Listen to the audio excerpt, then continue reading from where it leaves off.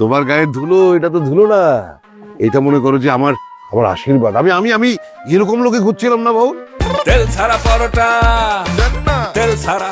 আর একবার ফিরাইয়া দাও রাঙ্গায়াও সেরে গরম ভাত জারি সারি গা বাবা, রাঙ্গায়াও সেরে গরম ভাত জারি সারি গা, রাঙ্গায়াও সেরে গরম ভাত জারি সারি গা। এ মোতালেব ভাই, এদিকে আসো। আরে না, আরে পরিচয় করাই যে, এদিকে আসো, আসো আসো।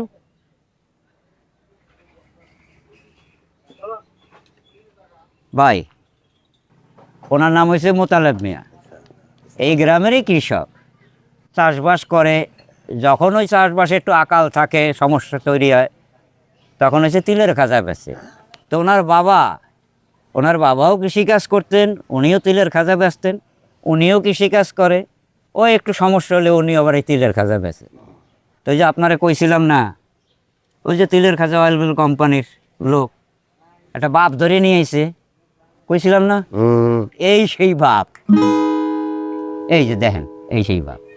কি আশ্চর্য, তিলেখাজা কোম্পানির সুরুজ মিয়ার বাপ। যে কিন্তু তার তো রীতিমতো অট্টালিকায় থাকার কথা, আরাম আয়েসে প্রাচুর্যের একটি জীবনযাপন করার কথা, কিন্তু এই অবস্থা কেন? ওনার মুখ দিয়েই শোনেন, কন আপনি কন, কেমনে বাপ হইছেন কন। না হয়েছে কি, ওই যে সুরুজ মিয়া না, ওই তিলের খাজা কোম্পানির চেয়ারম্যান। আমি একদিন হাটে ওই তিলের খাজা বেচতেছি, একটা লোক এসে আমার ডাকলো, ডাকে কয় কি আসেন, আমার স্যার ডাকতেছে। আমি বলছি না, আমি খাতা বেচা তুই যাবো না। তারপরে মেলা অনুরোধ করলে আমি গেলাম, যাওয়ার পরে উনি কয় কি, আপনি আমার আব্বা, আপনার আব্বার মতো লাগে, আমার আব্বার মতো, আপনি আমার বাড়ি চলেন। তারপরে আমি যাবো না, অনেক বেড়াপিড়ি করার পরে তারপরে গেলাম। যার পরে উনি তো আমার একটা বিশাল একটা বাংলো দিছে, সেখানে থাকার জন্য আবার একটা লোকও দিছে আমার দেখাশোনা করার জন্য। আবার ওই আমার সব লুঙ্গি টুঙ্গি সব খুলে রাহে দিয়ে নতুন জামা কাপড় জুতো টুতো এইগুলো কিনে দিছে। আবার যে গড্ডার মধ্যে থাকতে দিছে, তার মধ্যে ঠান্ডা, রাত্রি শরীর ঠান্ডা লাগে। হ্যাঁ, কইছে কি তুমি ওই আপনি করে কয়, কাকে আপনি আমার আব্বা, আপনি এনে থাহেন, দরকার হলেই তিলের খাজা কোম্পানি আপনার নামে লিখে দেবো, এনে থাহেন, কোটি কোটি টাকা সব আপনার নামে লিখে দেবো, কোনো সমস্যা নেই। হ্যাঁ, আমার একে রাখতে পারে?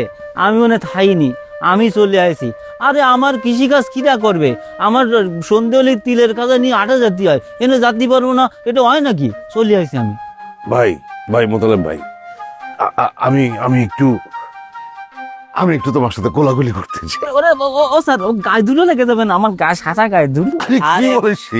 ওরে বাবারে করতে যাও না, উনি মাটির মানুষ, লাগবে না কিছু। ওরে দেহ দিয়ে কি রাম করতেছে। তোমার গায়ের ধুলো, এটা তো ধুলো না, এটা মনে করো যে আমার আমার আশীর্বাদ। আমি আমি আমি এরকম লোকে খুঁজছিলাম না বাবু। আমি তো জানি সারা বাংলায় এরকম নির্লোভ মানুষ ছড়িয়ে ছিটিয়ে আছে, প্রকৃত নির্লোভ, যারা সুযোগ পাওয়ার পরে ওই নির্লোভ চরিত্রটি ধারণ করে আছে। জি, এমন মানুষ শুধু আমাদের দলে চাই।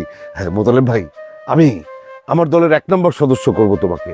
আর যখন বক্তৃতা বিবৃতি দেওয়া হবে, তুমি সবার আগে বক্তৃতা দেবে, আমরা সবাই তোমার সহযোগী হয়ে তোমার পাশে থাকবো। সমস্ত কি করতেছেন? শোনেন, আমি একটা কথা কই, ওই সদস্যও করতে হবে না, আর ওর বক্তব্য আমি দিতে পারবো না, ওর মধ্যে আমি নেই।